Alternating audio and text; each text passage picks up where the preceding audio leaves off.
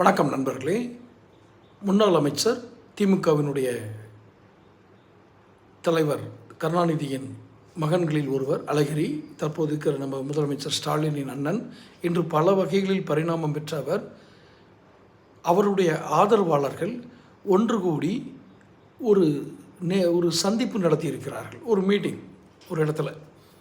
அது எந்த இடம், என்று நடந்தது என்பது செய்திகளின் அடிப்படை இரகசியத்தை காப்பாற்ற வேண்டும் என்ற நோக்கில் அதை நான் சொல்லவில்லை. ஆனால் இது நடந்திருப்பது உண்மை. யார்?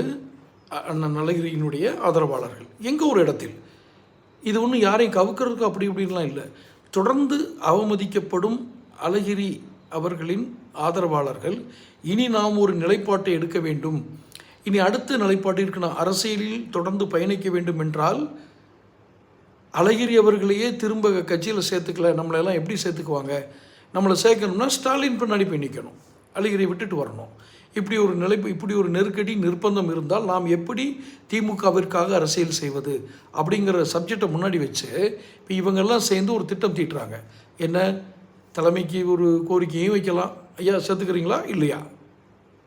இல்லை, ரைட். அடுத்து யாரிடம் சேர வேண்டும், எப்படி அரசியல் பயணத்தை தொடர்ந்து நடத்த வேண்டும், இந்த திட்டமிடல் நடக்கிறது.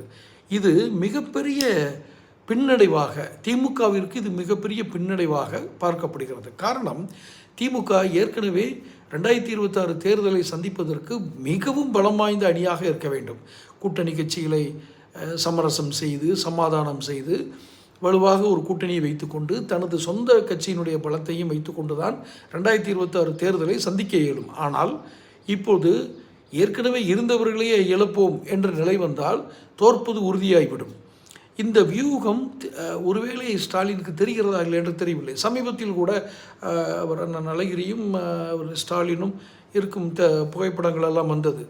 அதை வைத்து அவர் கட்சியில் சேர்த்து விட்டார்களோ என்று நினைத்தேன். அது எதற்காக சந்தித்தார்கள் என்பதற்குள் நான் சொல்லவில்லை. ஆனால் அவருடைய ஆதரவாளர்கள் யார்?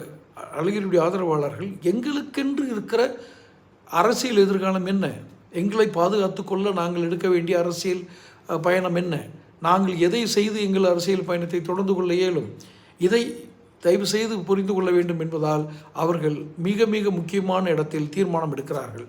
திமுக புரிந்து கொள்ளுமா, விழித்து கொள்ளுமா? தொடர்ந்து பேசுவோம். சேனல் சப்ஸ்கிரைப் பண்ணாதவங்க சப்ஸ்கிரைப் பண்ணுங்கள், நோட்டிஃபிகேஷன் பில் பதிவு பண்ணுங்கள். அப்போ தான் உங்களுக்கு வீடியோக்கள் வந்து சேரும். பிடிச்சிருந்தால் லைக் பண்ணி ஷேர் பண்ணுங்கள். நன்றி.